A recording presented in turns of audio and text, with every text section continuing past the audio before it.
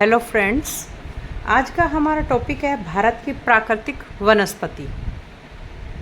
प्राकृतिक वनस्पति से हमारा अभिप्राय उस पौधों के समुदाय से है जो लंबे समय तक बिना किसी बाहरी हस्तक्षेप के उगता है और इसकी विभिन्न प्रजातियां वहां पाई जाने वाली मिट्टी और जलवायु परिस्थितियों में यथासंभव अपने आप को ढाल लेती है। भारत में विभिन्न प्रकार की प्राकृतिक वनस्पतियां पाई जाती है। हिमालय पर्वतों पर शीतोष्ण कटिबंधीय वनस्पतियां उगती है। पश्चिमी घाट और अंडमान निकोबार द्वीप समूह में उष्ण कटिबंधीय वर्षावन पाए जाते हैं।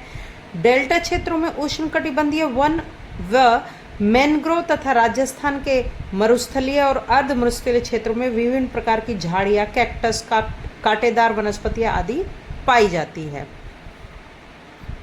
भारत में क्षेत्रों की विविधता के कारण विभिन्न प्रकार की वनस्पतियां पाई जाती हैं। इन सभी क्षेत्रों में इनका वितरण एक जैसा नहीं है।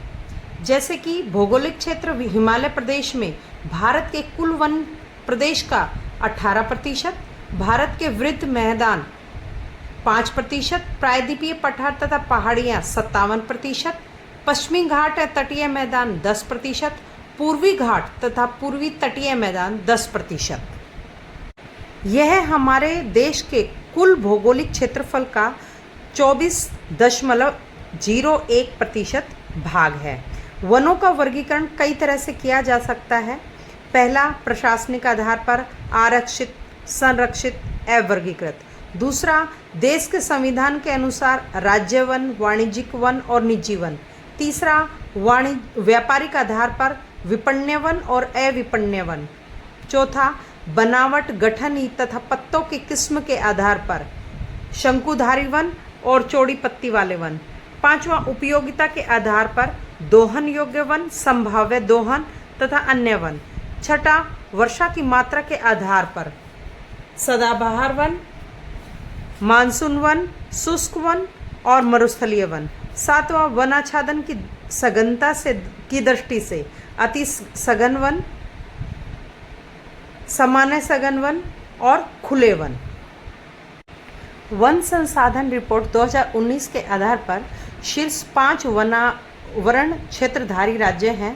पहला मध्य प्रदेश, दूसरा अरुणाचल प्रदेश, तीसरा छत्तीसगढ़, चौथा ओडिशा, पांचवा महाराष्ट्र।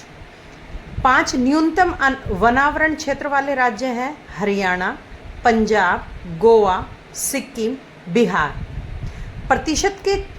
प्रतिशत क्षेत्र के आधार पर शीर्ष 5 वनावरण वाले राज्य हैं लक्षद्वीप, मिजोरम, अंडमान निकोबार द्वीप समूह, अरुणाचल प्रदेश, मेघालय।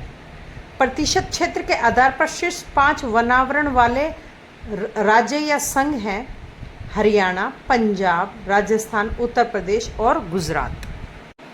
झारखंड में अवर्गीकृत वन क्षेत्र मात्र 33 वर्ग किलोमीटर है। राष्ट्रीय वन नीति। भारत में वन नीति 1894 से ही प्रभावी है। स्वतंत्रता के पश्चात 1952 में और 1988 में वन नीतियां सामने आई। 1952 की वन नीति में यह स्वीकार किया गया कि देश के कुल भौगोलिक क्षेत्र के 33% पर वन होना चाहिए। इस नीति में वनों को सुरक्षित, राष्ट्रीय, ग्रामीण और वृक्ष भूमि जैसे 4 भागों में विभाजित किया गया है। इस नीति में जनजातियों को स्थानांतरित कृषि को छोड़ने, वन कानूनों के प्रभावी क्रियान्वयन, चारागाह को रोकने, ईंधन की लकड़ियों की आपूर्ति, औद्योगिक और इमारती लकड़ियों की उपलब्धता, वानिकी अनुसंधान को प्रोत्साहन और सामाजिक वानिकी क्षेत्र में वृद्धि करने जैसे उपायों पर बल दिया गया है। राष्ट्रीय वन नीति 1988 में वनों की सुरक्षा, संरक्षण, पुनरुद्धार और विकास पर बल दिया गया।